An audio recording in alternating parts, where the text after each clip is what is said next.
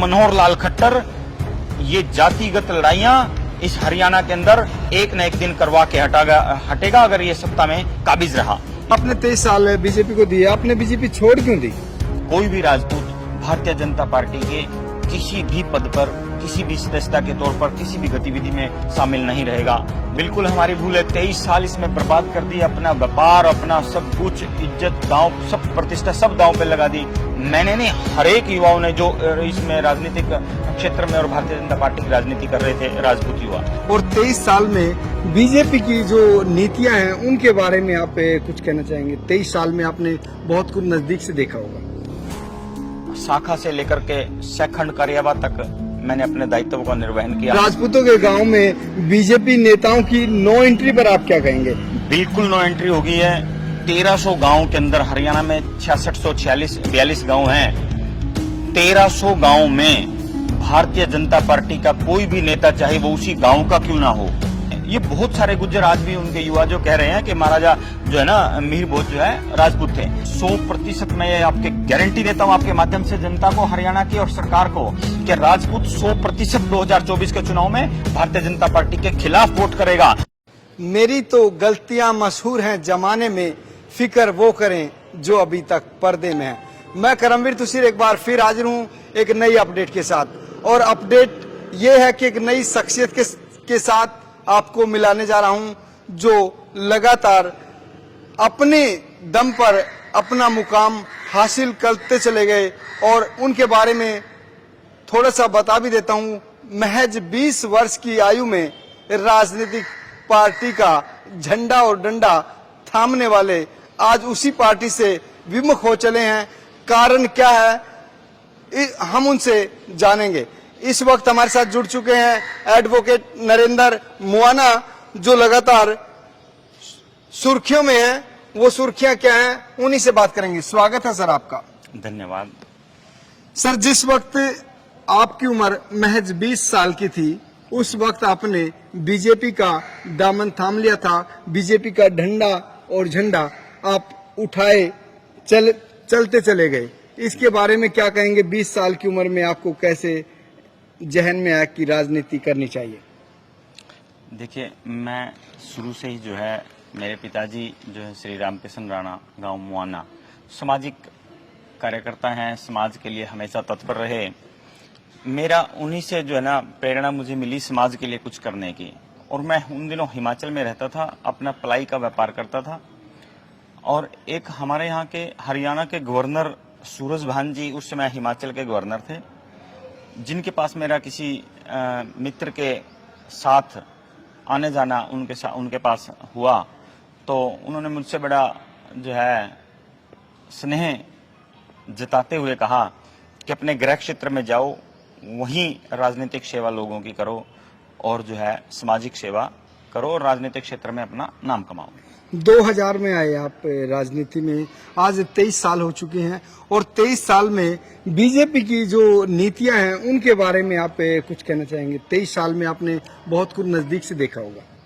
देखिए, मेरा जो है आरएसएस से बड़ा गहरा नाता रहा, भारतीय जनता पार्टी से बड़ा गहरा नाता रहा। आरएसएस का मैं प्रथम वर्ष शिक्षित हूं और शाखा से लेकर के सेखंड कार्यालय तक मैंने अपने दायित्व का निर्वहन किया।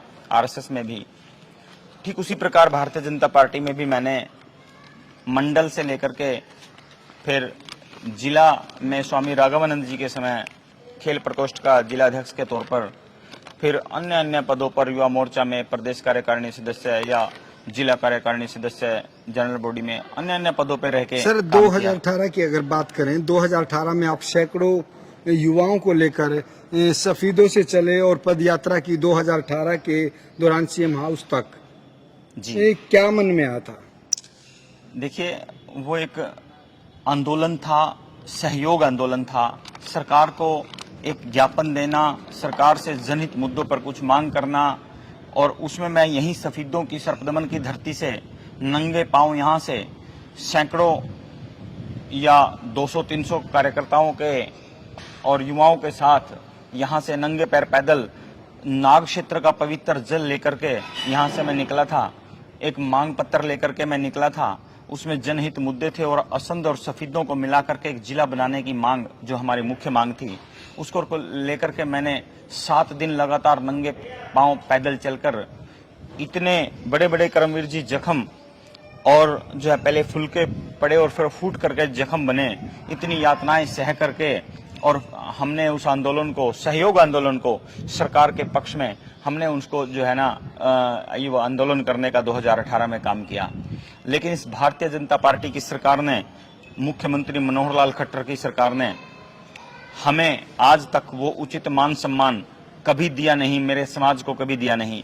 उसका भी गिला शिकवा इतना हमें नहीं था जितना। अभी मैं बात करता हूं। अभी आपने जो बात कही, आप बीजेपी के अभी 23 साल की सेवा देने के बाद बीजेपी के खिलाफ हैं। राजपूतों के गांव में बीजेपी नेताओं की नो एंट्री पर आप क्या कहेंगे?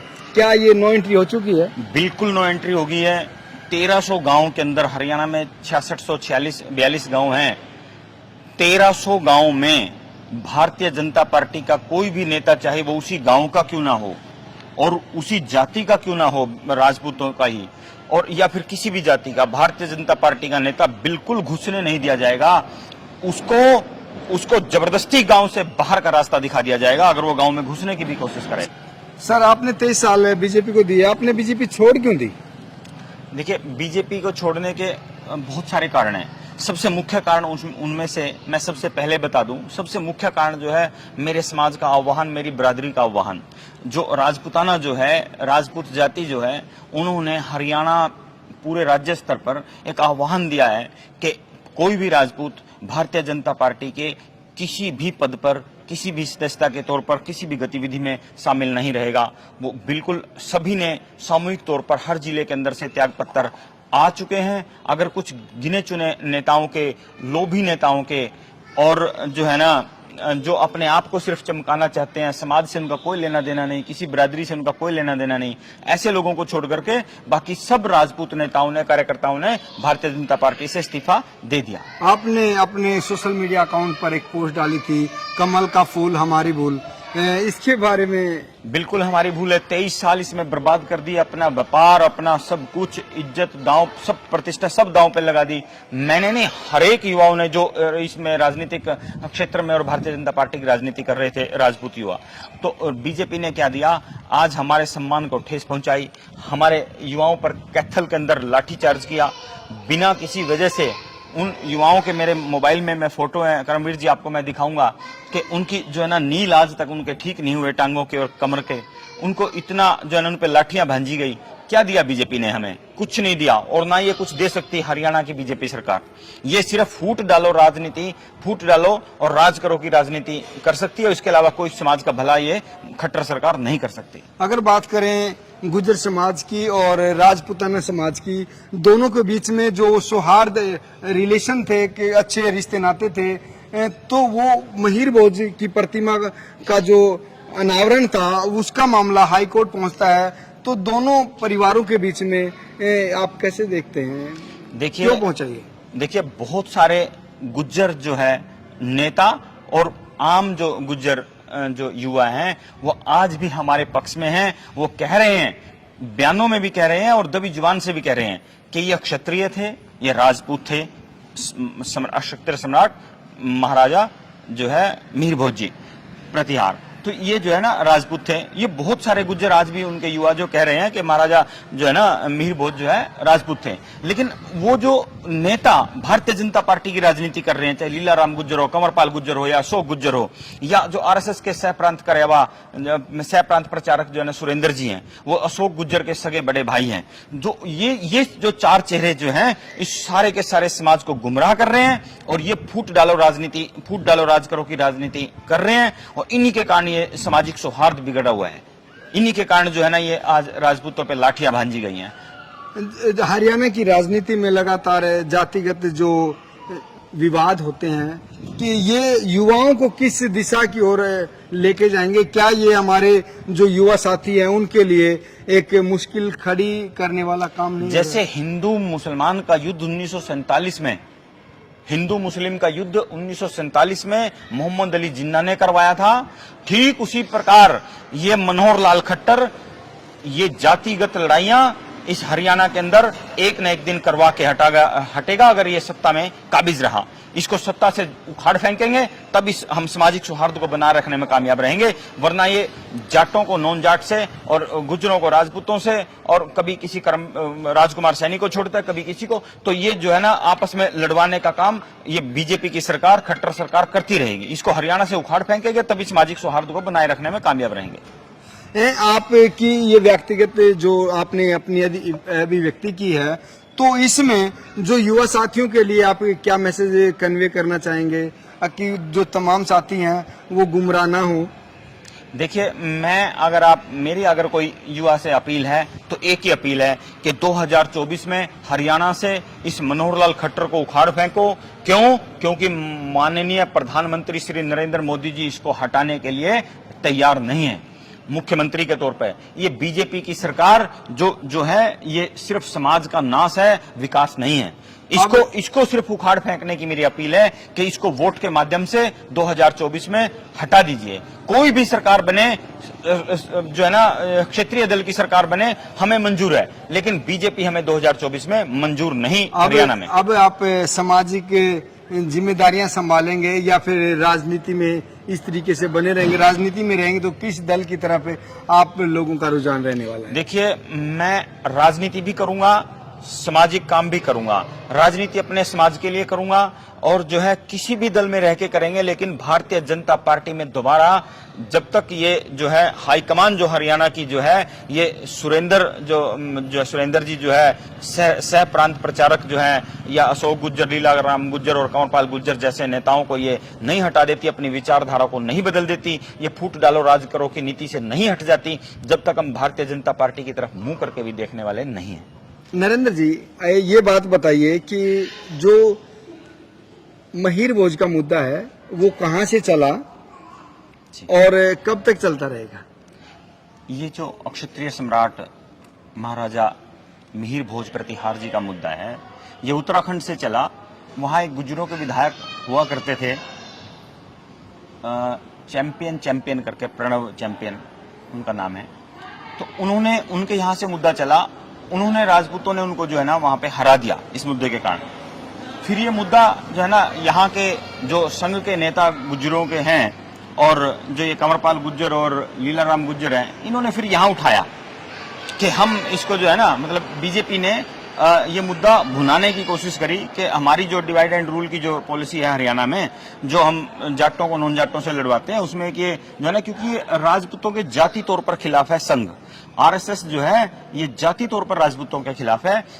इस कारण इन्होंने ये मुद्दा जो है ना, सुरेंद्र जी ने ये उठा के इनको मुद्दा दिया और उस पॉलिसी पे ये काम कर रहे हैं। लेकिन हम जब तक चुप नहीं रहेंगे तब तक, क्योंकि अब हमारी लड़ाई वहां से सिर्फ गुज्जर शब्द हटवाने की नहीं है, उस पर अक्षत्रिय सम्राट मिहिर भोज प्रतिहार लिखवाने की लड़ाई है। तो अगर आपको मीडिएटर मान लिया जाए और दोनों परिवारों को, चाहे वो गुज्जर समाज है चाहे राजपूत समाज है, दोनों भाइयों को अगर मिलाने की बात की जाए, तो आप कौन सा बीच वाला रास्ता निकालेंगे जिससे दोनों एक हो जाएंगे? इसके अलावा क्या लिखवाना चाहेंगे? देखो, बिल्कुल हमारा गुज्जर समाज से, हमारे समाज का कोई झगड़ा नहीं है। हमारा झगड़ा है तो गुज्जर नेताओं से है। जो कुछ नेता इस मुद्दे को चला रहे हैं, राजपूतों पे सरकार के द्वारा अत्याचार करवा रहे हैं, सिर्फ उनकी हमारी लड़ाई है। समाज से कोई लड़ाई नहीं, ना कभी होगी। हमारी जो लड़ाई है वो कंवरपाल गुज्जर से है, लीलाराम गुज्जर से है, सुरेंद्र जी सह प्रांत प्रचारक राष्ट्रीय श्रम सेवक संघ उनसे है। हमारी लड़ाई बीजेपी की हरियाणा सरकार और आरएसएस से है, और हमारी किसी समाज से लड़ाई नहीं है। और हमारा जो मुद्दा है वो गुज्जर, जो इनका जाति का नाम है वो ग, ऊ की मात्रा, आधा ज, पूरा ज और र, ये गुज्जर शब्द इनकी जाति का नाम है। और हमारा जो गुर्जर जो है, वो गुर्जर जो है ना, गुजरात प्रदेश का स्थानवाचक शब्द है गुर्जर। ग, ऊ की मात्रा, ज ऊपर र और बाद में र, गुर्जर। वो उन दोनों में अंतर है। ठीक उसी प्रकार जैसे हमारे समाज के अंदर बड़गुज्जर एक गोत है, उसका मतलब ये नहीं है कि वो राजपूत जो है ना गुज्जर हैं, नहीं। ठीक उसी प्रकार सोनीपत के अंदर जाटों में राणा गोत है, उसका ये मतलब नहीं है कि वो हम राणा जो राजपूत है वो भी राजपूत है, वो जाट है। मतलब हर एक जाति में हमारे बहुत सारे गोत्र जो हैं वो अन्य जातियों में मिल जाते हैं, और अन्य जातियों के भी मतलब किसी भी जाति का गोत्र दूसरी जाति में मिल जाता है। इसका मतलब ये नहीं है कि वो दोनों जातियां एक हो गई।